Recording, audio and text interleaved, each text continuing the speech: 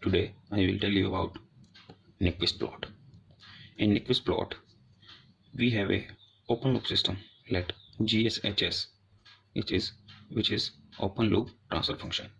In this, I have to put S, which is my complex number, which is equal to sigma plus j omega. Here, my GSHS, when I put S is equal to sigma plus j omega, it is also a complex number. So in Nyquist plot, I have a S plane. I have a point S1 in S plane. I have to map this point in GSHS plane, and this gives me Nyquist plot. So how we can do it? So before this, we have some points. Encirclement. Encirclement means I have a point S1 and there is a circle around it. Then this point is encircled point. Okay, or we can say it is encircled. And I have a point, this point outside the circle, then it is not encircled. Clear? Next, enclosed. Enclosed, it is direction dependent. Right side area is enclosed, means like we have this plane, any plane, and I have a circle like this, and the direction of this circle is anti-clockwise. So when I move in this direction, my right hand side part is enclosed. My right hand side is enclosed. Okay, like in this case, I have a circle and the direction of circle is clockwise. When I move in this direction, the right side area is enclosed. Right side area is enclosed. And the third important part is mapping. Mapping means I have a S plane in which I have two poles. Like before, I have S1 point. Over here I have two poles. At one pole at S is equal to 0 and one pole at S is equal to -2. Okay, now I have to map this into a plane which is given by PS is equal to S plus 3. It is assumed by me, S plus 3, any plane. So when, and it is my GSHS, let, okay, it is the real part of S plus 3 and it is the imaginary part of S plus 3. When I put S is equal to 0 here, I got 3 plus 3. I map it over here. When I put S is equal to -2, I got S is equal to 1 here. So I mapped these poles in S plus 3 plane. Okay, so now points in S plane are called Nyquist contour, and curve in GSHS plane are called Nyquist plot. So before Nyquist plot, I have to tell you about Nyquist contour. Nyquist contour always bypass any j omega axis pole. This is a statement, means Nyquist contour always bypass any j omega axis poles. Means let I have a pole at origin. This is my pole. According to this statement, this Nyquist contour, let it is my Nyquist contour, it always bypass this area. It do not cross this. Okay. Now there it is my j omega axis, it is my sigma real axis. I draw a semicircle around it, and this is my infinite radius. This is my infinite radius, which is equal to limit r tends to infinity r e power j theta. Okay, and this is my small semicircle which is bypassed, and its value is limit r tends to 0 r e power j theta. Here r is capital, here r is small. In Nyquist contour, I consider 4 points. Let this is my first point when omega vary from 0 to infinity. This is my S1, this is my S2 infinite curve, this is my S3, and this is my S4, this area S4. Okay, so I have a transfer function GSHS is equal to 1 upon S into S plus 1 into S plus 1 by 2. I have 3 poles. It is a type 1 and order 3 system. Type 1 and order 3 system. Here, when I put for S1, I have to find contour for S1. For S1, I put S is equal to j omega, because at here this is my positive j omega axis. I put S is equal to j omega.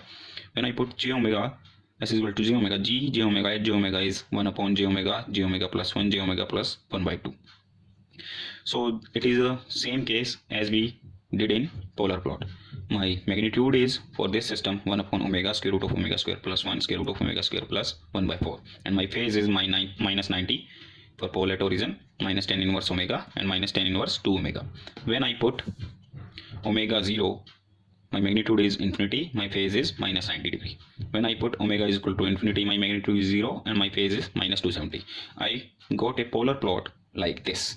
It is my 0 degree, it is my 90 degree, it is my 270 degree, and it is my 180 degree, or it is my 270 degree, minus 270 degree, or minus 90. Okay, so I got this type of plot for first point. Okay, now I consider my second point or curve S2. For this, I put limit r tends to infinity. I put s is equal to r e power j theta in my transfer function, which is my gshs is equal to 1 upon s into s plus 1, s plus 2. When I put s is equal to r e power j theta, my transfer function limit r tends to infinity, 1 upon r e power j theta, 1 plus r e power j theta into 1 upon 2 plus r e power j theta. Because my r value, capital R, is much greater than 1 or nearby infinity, so these terms 1 plus r e power j theta becomes r e power j theta. Okay, and again here also it is r e power j theta.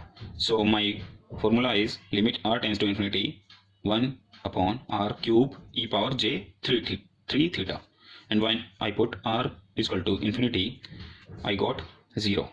It means when I map this curve in Nyquist plot, it always encircle origin. It always encircle origin.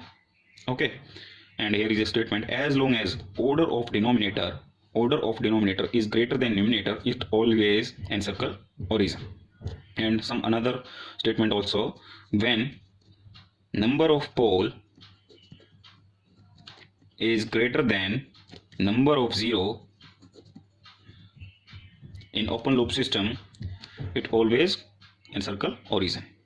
Okay, next point is S3. When now I consider my S3 curve or S3 point, which is this minus j omega axis.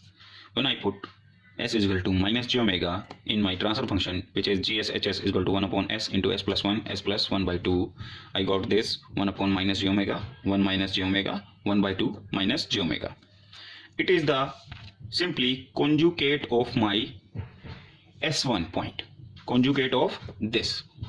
If I have a complex pole here, there is a similar complex conjugate over here.